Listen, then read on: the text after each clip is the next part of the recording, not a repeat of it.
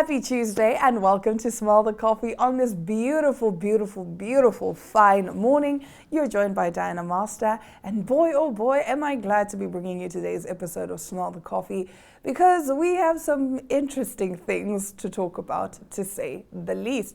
Starting off with this video of a very weird first date. Let's take a look. This is where I was going to kill you. Huh? This is where I was going to kill you. Is it?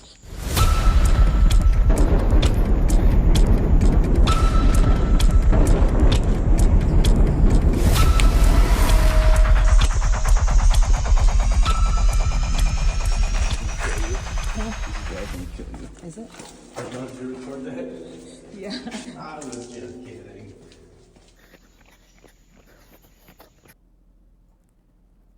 First of all, why is our first date running? Why are we running on our first date?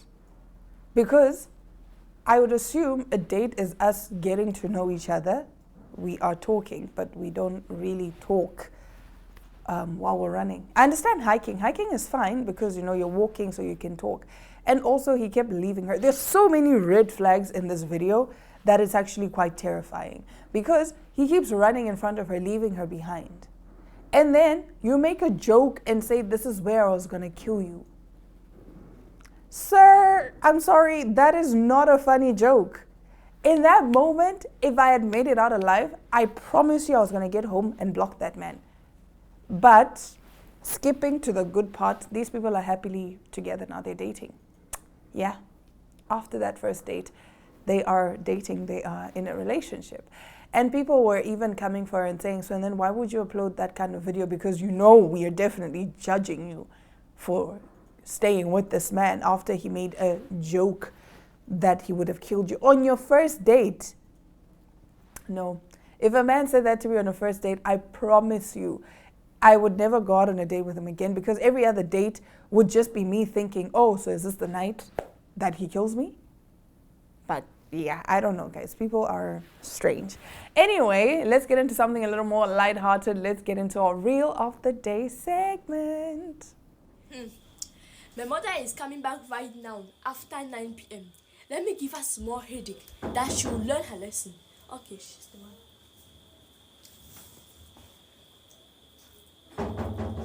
Who is there? Me. Who is me? Mommy. Mommy, what is your name? What? What is your name? What's my name? How? Come on, they open this door. Mommy, check your time. Let me see. What's wrong with you? Open this door. No, Mommy, look. Seriously, what is the time? 9 p.m. You are saying yourself. What did you say? What was the word? What was it you put in this house? See, open me this door. Mommy, I cannot open this door. You said after 6 p.m. everybody should be house. During election period, they are still outside. During election period, they are still outside. You're not afraid there. They are not afraid. Hey. I'll beat you. Mommy, I'm eating. I cannot stand up from here. What does that mean? I should stand here and wait for you to finish eating. Yes, let me finish eating. Hey. Open this door. Mommy, you are disturbing me. And I don't like it too. Jesus.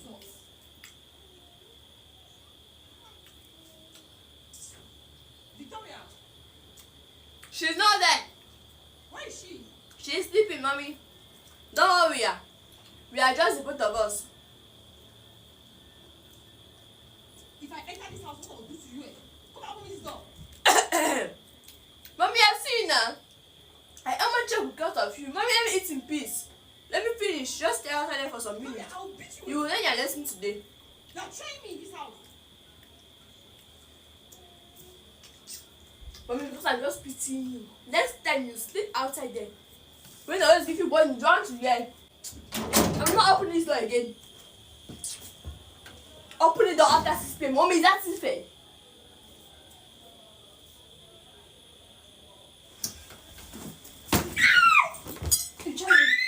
Monkey. You guys. Swine. Man, next time I'll open it. I'll open it. I'll always open it.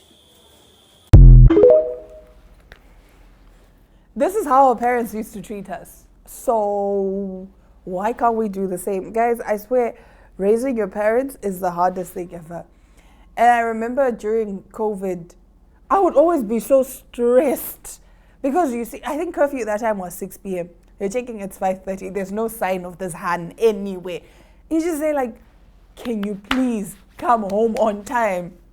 Homegirl would rock up 5:55. And you just say like, oh, why do you do that? Why do you like stressing me out? Raising our parents has to be the hardest thing ever. I've raised my child and I've raised my mom. I can guarantee you raising my mom is 10 times harder because they think they're grown. Our parents believe they're grown and they can do whatever they want. No, sit inside the house. Curfew is 6 p.m. Come, get inside the house at 6 p.m. Nevertheless, we do have a few more memes. Let's take a look. In my clan, if we find you introducing a man to another man, mama! Corruption is not bad. Corruption is only bad if I'm not involved. Yes. But if I'm part of that corruption, I'll defend it. You people, you earn more money, I tax you more. So because I tax you more, I get more money. So can you marry a woman that earns more than you? I will never do such a thing. How many children do you have? 23, 22 baby mother. Real bad man. In the beginning, in the beginning, yeah, in the.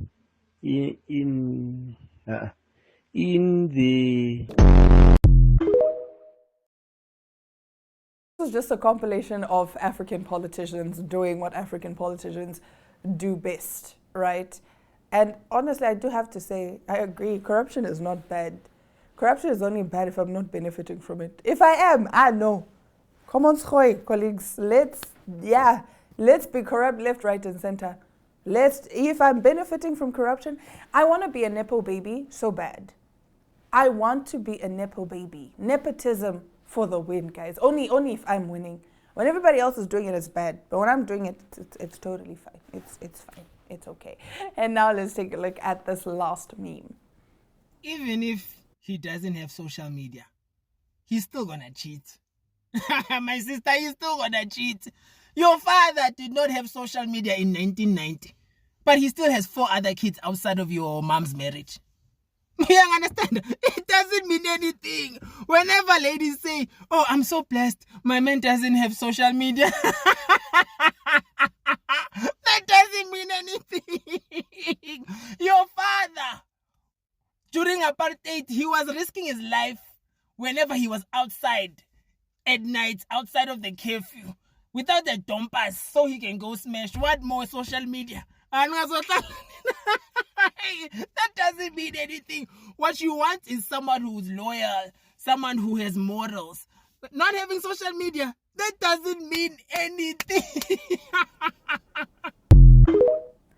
Even if you post him, even if you don't post him, a man will embarrass you. There's a girl that made a video where people were asking her, oh, why don't you post your man? And she said, why would I post my man?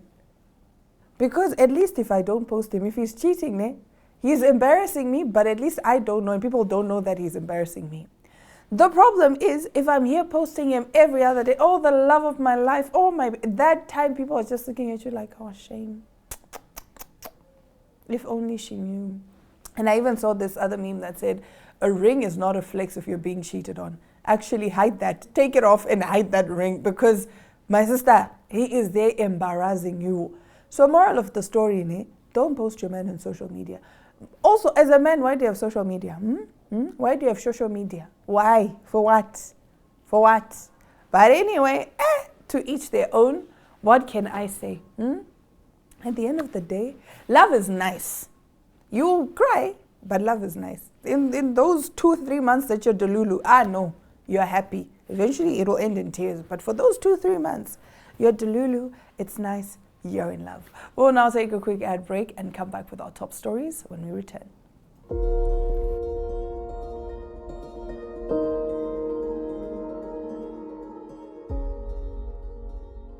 Do you like traveling? Do you like to experience new places? Well, then you should tune into On the Rock, where we explore enjoy establishments all over Namibia and South Africa. Great food, great fun, and so much more. So be sure to mark your calendar as we explore the beautiful landscapes of Namibia at the various enjoy establishments.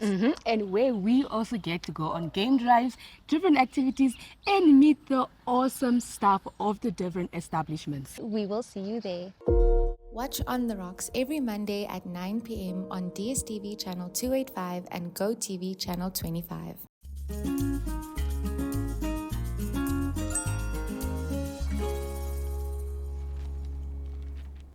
Now, getting into our top stories, this was trending last week, but Nicki Minaj, it seems she has found a new way of making money by charging her die-hard fans to see all her social media rants.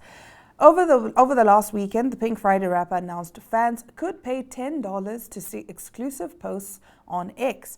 The entertainer explained, "You can now subscribe to my X account. It's for people who want to have fun, think deeper, grow, learn, laugh, cry, cuss people out, look cute sometimes, be yourself at all times, elevate, levitate, meditate." Nicki charging fans to view her content caused a mixed reaction on X. "What happened to billionaire Barbie? Why are we begging for subscriptions on Twitter?" asked one person who was not impressed, while another one wrote, "Can't wait for all the exclusive content." Now, TMZ previously reported Nicki Minaj is facing a legal battle over an alleged $275,000 debt owed to a concert event production. The rapper denied the claims and said she wasn't personally a party to the contract. Somebody commented, "Tell your husband to go get a job." And I feel as though Nicki Minaj's, her popularity has declined ever since she became a MAGA. I don't know. I think this is just what people are saying, that she's left a bad taste in people's mouth becoming MAGA. This is what the internet is saying. This is not what I'm saying, right? I've seen comments saying that it's because, she's pledged allegiance, for lack of a better term, to Donald Trump. She's a supporter of Donald Trump. And that kind of made a lot of people upset, including some of her fans. But hey, who knows? Anyway, let's get into this next interview with Andrew from Jumper Namibia.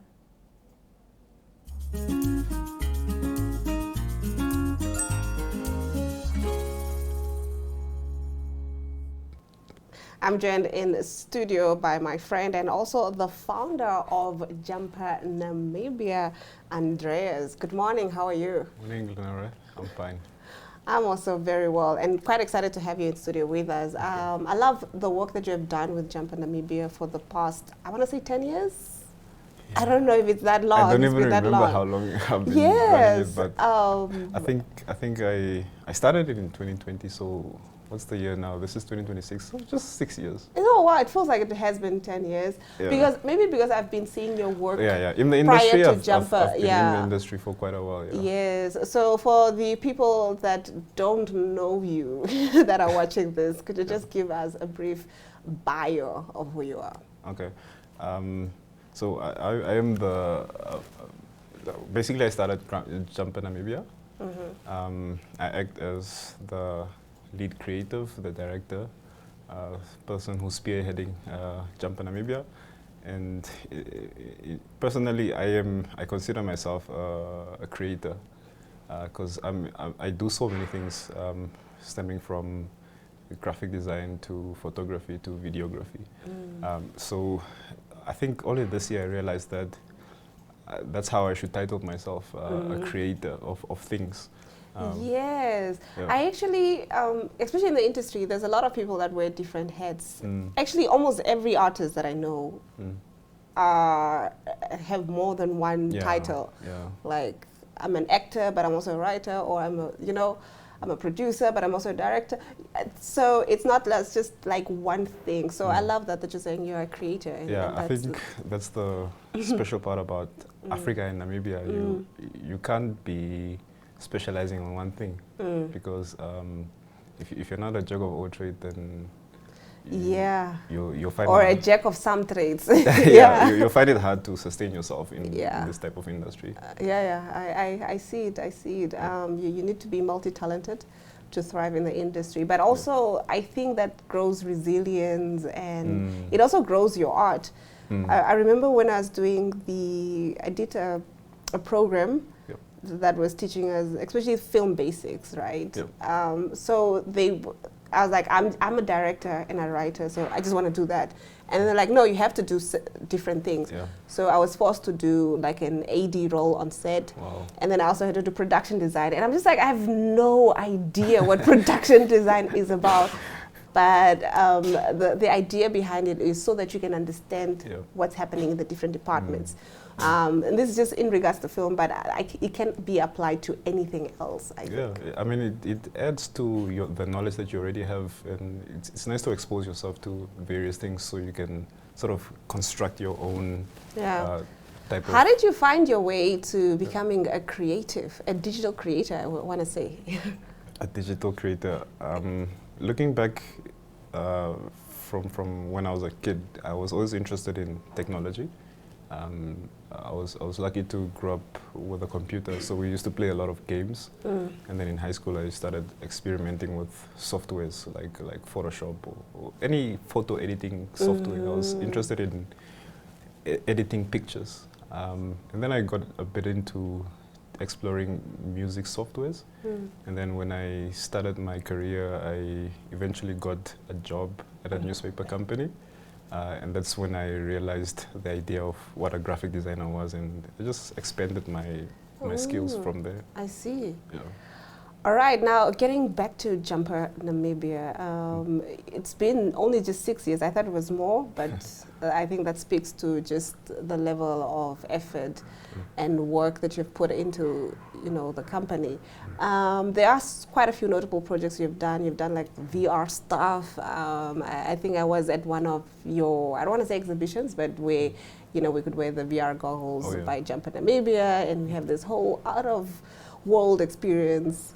Crazy, exciting stuff. I love it. So what can we expect from Jumper Namibia? I think, I recently learned that you are the business. So anything that changes in the business is coming first from you yourself.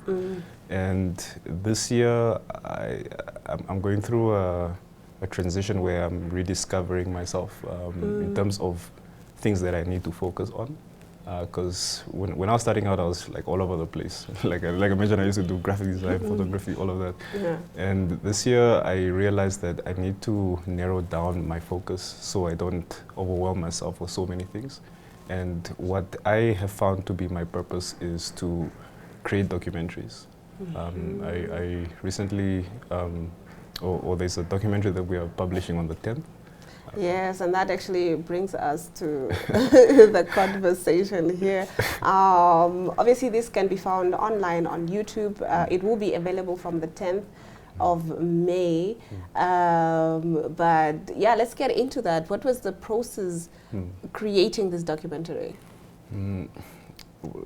It was a learning experience. Yeah. Because this was really the first time I worked on such a project where we worked on it for 8 months.